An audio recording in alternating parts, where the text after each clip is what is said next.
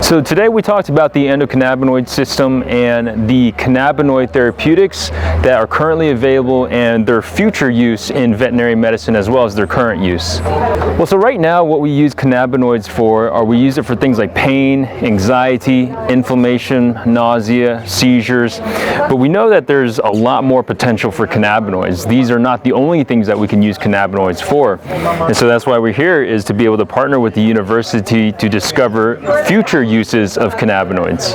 It's a little bit different because what we need to do is we need to formulate it specifically for those animals, because what we have is animals are they're a lot smaller than people and they have their own unique physiology. So we need to be able to formulate it specifically for those animals, and then we also need to look at the cannabinoids that we're using. So for example, in people are able to use much higher amounts of THC. In animals, we're able to use THC as well, but we have to use smaller amounts. Sure, so CBD and THC, they're both molecules that are found from the cannabis plant, but in terms of CBD and THC, they're two different cannabinoids. Now CBD does not cause a high, whereas THC can cause a high. Now that's not to say that we can't use THC. We can use THC, we just need to use smaller amounts of THC. Yeah, so the things that we've used cannabis for are things like pain, especially when we have arthritis. So a lot of older dogs, cats, and even horses that suffer from arthritis, they have a lot of benefits from cannabis in terms of relieving their pain. We also see its benefit for anxiety and stress, for inflammation such as skin allergies. We use it for patients that have nausea and loss of appetite, and then we also use it to control seizures as well. So patients that have epilepsy will use cannabis to help decrease the number of seizures that they're having.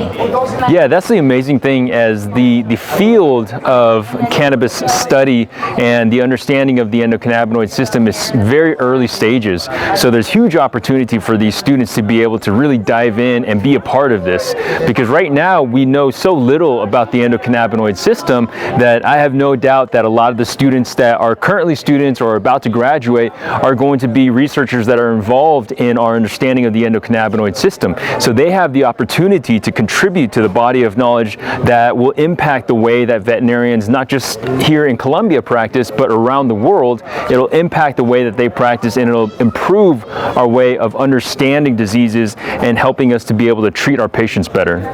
It's amazing because the difference here is that people are very open to it. People want to do research. People want to be involved. In other countries, there is a stigma of cannabis. You know, I'm from the United States, and it can be very hard to talk to people about cannabis. A lot of people are still stuck in the mindset from the prohibition era of the 1930s to the 1950s, even up to a couple decades ago.